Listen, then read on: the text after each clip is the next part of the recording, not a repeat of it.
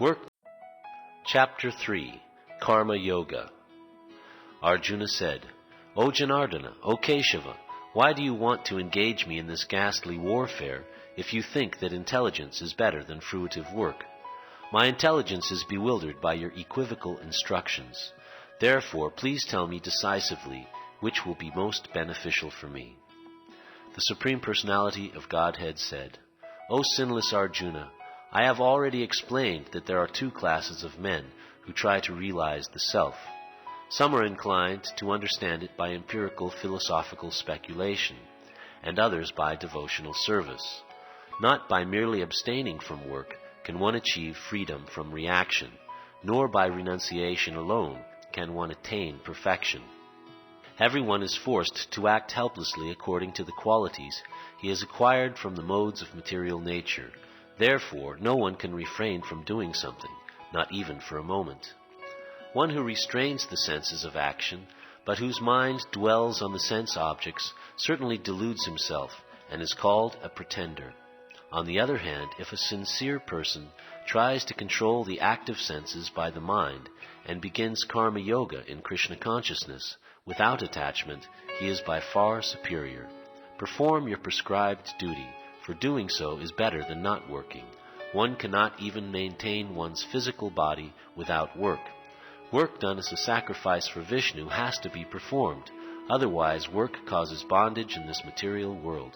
Therefore, O son of Kunti, perform your prescribed duties for his satisfaction, and in that way you will always remain free from bondage. In the beginning of creation, the Lord of all creatures sent forth generations of men and demigods, along with sacrifices for Vishnu, and blessed them by saying, Be thou happy by this yajna, sacrifice, because its performance will bestow upon you everything desirable for living happily and achieving liberation. The demigods, being pleased by sacrifices, will also please you, and thus by cooperation between men and demigods, prosperity will reign for all. In charge of the various necessities of life, the demigods, being satisfied by the performance of yajna, sacrifice, will supply all necessities to you. But he who enjoys such gifts without offering them to the demigods in return is certainly a thief. The devotees of the Lord are released from all kinds of sins because they eat food which is offered first for sacrifice. Others who prepare food for personal sense enjoyment verily eat only sin. All living bodies subsist on food grains, which are produced from rains. Rains are produced by performance of yajna, sacrifice, and yajna is born of prescribed duties. Regulated activities are prescribed in the Vedas, and the Vedas are directly manifested from the Supreme Personality of Godhead. Consequently, the all-pervading transcendence is eternally situated in acts of sacrifice. My dear Arjuna, one who does not follow in human life the cycle of sacrifice, thus established by the Vedas, certainly leads a life full of sin. Living only for the satisfaction of the senses, such a person lives in vain. But for one who takes pleasure in the self, whose human life is one of self-realization, and who is satisfied in the self only, fully satiated, for him there is no duty. A self-realized man has no purpose to fulfill in the discharge of his prescribed duties, nor has he any reason not to perform such work, nor has he any need to depend on any other living being. Therefore, without being attached to the fruits of activities, one should act as a matter of duty, for by working without attachment, one attains the supreme. Kings such as Janaka attained perfection solely by performance of prescribed duties. Therefore, just for the sake of educating people in general, you should perform your work. Whatever action a great man performs, common men follow, and whatever standards he sets by exemplary acts, all the world pursues. O son of Pritha, there is no work prescribed for me within all the 3 planetary systems, nor am I in want of anything, nor have I a need to obtain anything, and yet I am engaged in prescribed duties. For if I ever failed to engage in carefully performing prescribed duties, O Partha, certainly all men would follow my path. If I did not perform prescribed duties, all these worlds would be put into ruination. I would be the cause of creating unwanted population, and I would thereby destroy the peace of all living beings. As the ignorant perform their duties with attachment to results, the learned may similarly act, but without attachment, for the sake of leading people on the right path.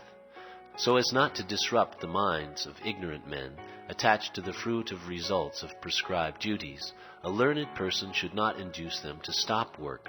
Rather, by working in the spirit of devotion, he should engage them in all sorts of activities for the gradual development of Krishna consciousness. The spirit soul, bewildered by the influence of false ego, thinks himself the doer of activities that are in actuality carried out by the three modes of material nature.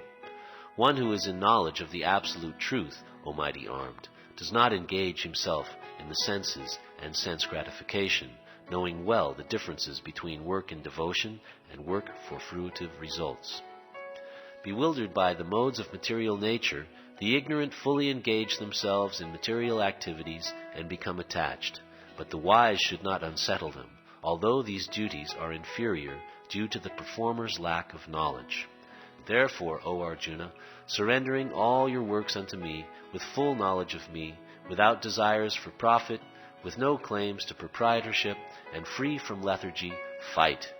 Those persons who execute their duties according to my injunctions, and who follow this teaching faithfully without envy, become free from the bondage of fruitive actions. But those who out of envy disregard these teachings and do not follow them are to be considered bereft of all knowledge, befooled, and ruined in their endeavors for perfection. Even a man of knowledge acts according to his own nature, for everyone follows the nature he has acquired from the three modes. What can repression accomplish? There are principles to regulate attachment and aversion pertaining to the senses and their objects. One should not come under the control of such attachment and aversion, because they are stumbling blocks on the path of self-realization. It is far better to discharge one's prescribed duties, even though faultily, than another's duties perfectly. Destruction in the course of performing one's own duty is better than engaging in another's duties, for to follow another's path is dangerous. Arjuna said, O descendant of Vrishni, by what is one impelled to sinful acts, even unwillingly as if engaged by force? The Supreme Personality of Godhead said, It is lust only, Arjuna, which is born of contact with the material mode of passion and later transformed into wrath, and which is the all-devouring sinful enemy of this world. As fire is covered by smoke, as a mirror is covered by dust, or as the embryo is covered by the womb, the living entity is similarly covered by different degrees of this lust. Thus, the wise living entity's pure consciousness becomes covered by his eternal enemy in the form of lust, which is never satisfied and which burns like fire. The senses, the mind, and the intelligence are the sitting places of this lust. Through them, lust covers the real knowledge of the living entity and bewilders him. Therefore, O Arjuna, best of the Bharatas, in the very beginning curb this great symbol of sin, lust, by regulating the senses, and slay this destroyer of knowledge and self-realization. The working senses are superior to dull matter.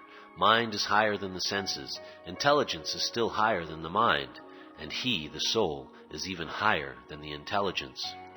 Thus, knowing oneself to be transcendental to the material senses, mind, and intelligence, O mighty armed Arjuna, one should steady the mind by deliberate spiritual intelligence, Krishna consciousness, and thus by spiritual strength conquer this insatiable enemy known as lust.